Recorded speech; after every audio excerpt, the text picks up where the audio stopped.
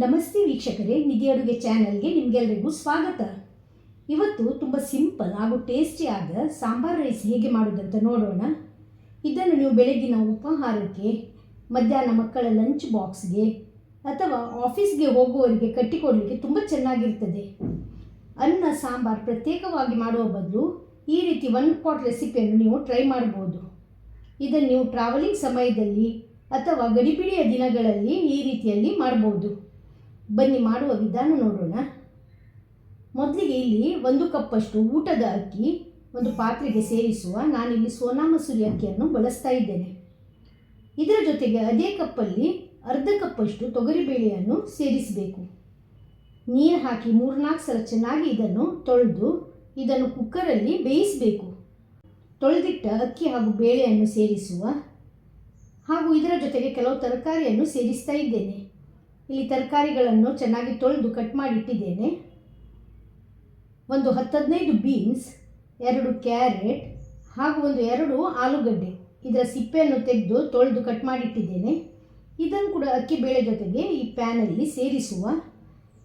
1/4 ಸ್ಪೂನಷ್ಟು ಅರಶಿನ ಹುಡಿ ಹಾಗೂ 1 ಸ್ಪೂನಷ್ಟು ತುಪ್ಪವನ್ನು ಸೇರಿಸಿ ಅಕ್ಕಿ ಬೇಳೆಯ 3ರಷ್ಟು ನೀರನ್ನು ನಾವು ಇದಕ್ಕೆ ಸೇರಿಸಬೇಕು. ಸೇರಿಸಿ ಚೆನ್ನಾಗಿ ಮಿಕ್ಸ್ ಮಾಡಿ ಇದನ್ನು ಗ್ಯಾಸ್ ಸ್ಟೌವಲ್ಲಿ ಇಟ್ಟು ಲಿಡ್ ಕ್ಲೋಸ್ ಮಾಡಿ ಇದಕ್ಕೆ 4 ಸೀಟಿಯನ್ನು ತೆಗಿಬೇಕು. ಇದು ಬೇಯುವಷ್ಟರಲ್ಲಿ ನಾವು ಸಾಂಬಾರಿದು ಪೌಡ್ರನ್ನು ತಯಾರು ಮಾಡೋಣ. ನೀವು ಇನ್ಸ್ಟೆಂಟ್ ಸಾಂಬಾರು ಪೌಡ್ರನ್ನು ಸಹ ಬಳಸ್ಬೋದು.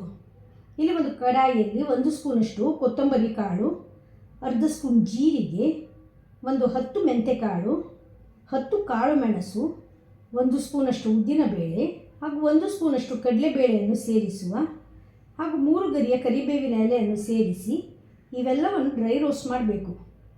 ಫ್ಲೇಮ್ ಲೋ ಅಲ್ಲಿಟ್ಟು ಇದನ್ನು ಹುರ್ಕೊಳ್ಳುವ. ಇದು ಒಂದು ಸಾಧಾರಣ ಅರ್ಧ ಹುರಿದಾಗುವಾಗ ಇದರಲ್ಲಿ 3 ಬ್ಯಾಡಗೆ ಮೆಣಸು ಹಾಗೂ 3 ಗಿಡ್ಡ ಮೆಣಸನ್ನು ಸೇರಿಸಬೇಕು ಹಾಗೂ ಇದನ್ನು ಕೂಡ ಚೆನ್ನಾಗಿ ರೋಸ್ಟ್ ಮಾಡುವ. ಮೆಣಸು ಚೆನ್ನಾಗಿ ಫ್ರೈ ಆಗಿ ಕ್ರಿಸ್ಪ್ ಆಗುವಾಗ ಇದರಲ್ಲಿ 1 ದೊಡ್ಡ ಸ್ಪೂನಷ್ಟು ತೆಂಗಿನ ತುರಿಯನ್ನು ಸೇರಿಸಿ ಹುರ್ಕೊಳ್ಬೇಕು. ತೆಂಗಿನ ತುರಿ ಚೆನ್ನಾಗಿ ಫ್ರೈ ಆಗಿ ಒಳ್ಳೆ ಘಮ ಬರುವಾಗ ಗ್ಯಾಸ್ ಫ್ಲೇಮನ್ನು ಆಫ್ ಮಾಡುವ. ಇದು ತಣಿಲಿ. ಇದನ್ನು ಒಂದು ಪ್ಲೇಟಲ್ಲಿ ಇಟ್ಟಿದ್ದೇನೆ.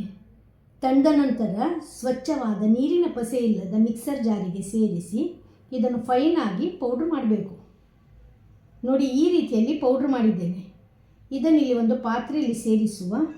ಈ ಹುಡಿಯಲ್ಲಿ ಅಗತ್ಯಕ್ಕೆ ಬೇಕಾದಷ್ಟೇ ನಾವು ಇದನ್ನು ಬಳಸಿ ಉಳಿದದನ್ನು ನಾವು ಮತ್ತೊಮ್ಮೆ ಮಾಡುವಾಗ ಉಪಯೋಗಿಸಬಹುದು. ಇಲ್ಲಿ 1 ಲಿಂಬೆ ಗಾತ್ರದ ಹುಣಸೆ ಹುಳಿಯನ್ನು 1 ಕಪ್ ನೀರಲ್ಲಿ ಸೇರಿಸಿ ಕಿವುಚಿ ಅದರ ರಸವನ್ನು ತೆಗೆದಿಟ್ಟಿದ್ದೇನೆ. ಇದರಲ್ಲಿ ನಾವು ಮಾಡಿಟ್ಟ ಈ ಹುಳಿ ಇದೆಯಲ್ಲ 3 ಸ್ಪೂನಷ್ಟು ಸೇರಿಸುವ. ಅಗತ್ಯ ಎನಿಸಿದರೆ ನಂತರ ಸೇರಿಸಿದ್ರಾಯಿತು. ಈ ಹುಣಸೆ ರಸದ ಜೊತೆಗೆ ಇದನ್ನು ಚೆನ್ನಾಗಿ ಮಿಕ್ಸ್ ಮಾಡಿಕೊಳ್ಬೇಕು. ಗಂಟಿಲ್ಲದೆ ಈ ರೀತಿ ಮಿಕ್ಸ್ ಮಾಡಿ ಇದನ್ನು ಪಕ್ಕಕ್ಕಿಡುವ. ಈಗ ನೋಡಿ, ಪುನಃ ಪ್ಯಾನನ್ನು ಗ್ಯಾಸಲ್ಲಿಟ್ಟು 2 ಸ್ಪೂನಷ್ಟು ಎಣ್ಣೆಯನ್ನು ಸೇರಿಸಿ ಎಣ್ಣೆ ಬಿಸಿಯಾಗುವಾಗ ಇದರಲ್ಲಿ 1 ಅರ್ಧ ಸ್ಪೂನಷ್ಟು ಸಾಸಿವೆಯನ್ನು ಸೇರಿಸಿ ಹುರ್ಕೊಳ್ಳುವ.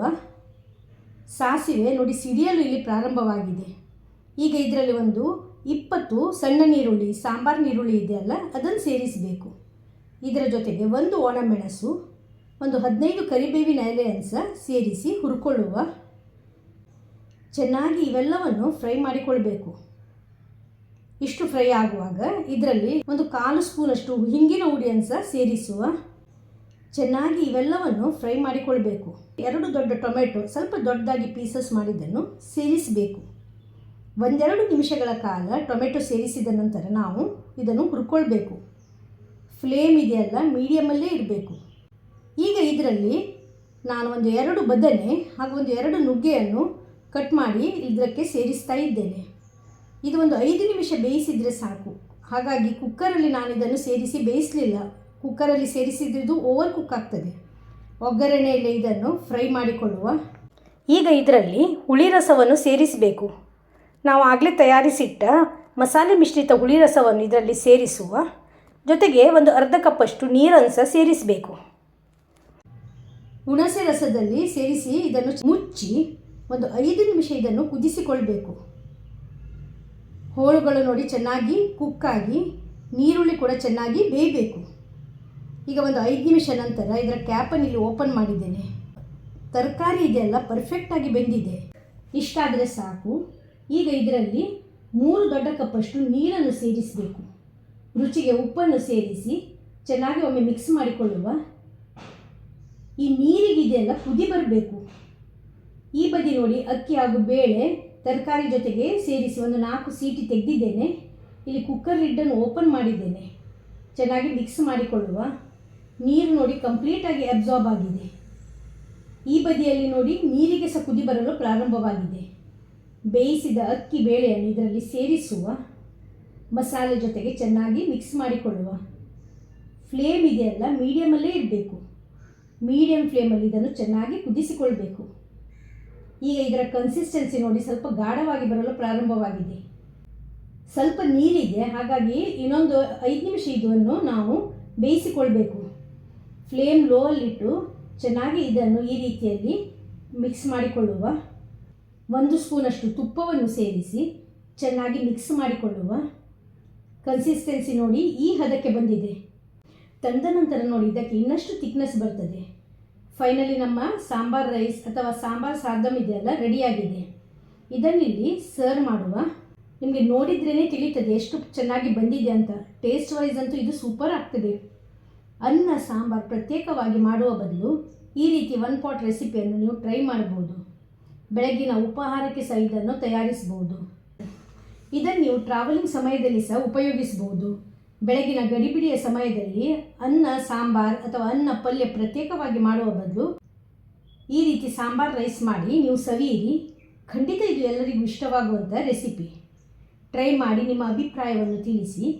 ರೆಸಿಪಿ ವಿಡಿಯೋ ಇಷ್ಟವಾಗಿದ್ದಲ್ಲಿ ವಿಡಿಯೋಕ್ಕೆ ಲೈಕ್ ಕೊಡಿ, ಶೇರ್ ಮಾಡಿ ಹಾಗೂ ಚಾನಲ್ ಸಬ್ಸ್ಕ್ರೈಬ್ ಮಾಡದವರು ದಯವಿಟ್ಟು ಸಬ್ಸ್ಕ್ರೈಬ್ ಮಾಡಿ. ಧನ್ಯವಾದಗಳು.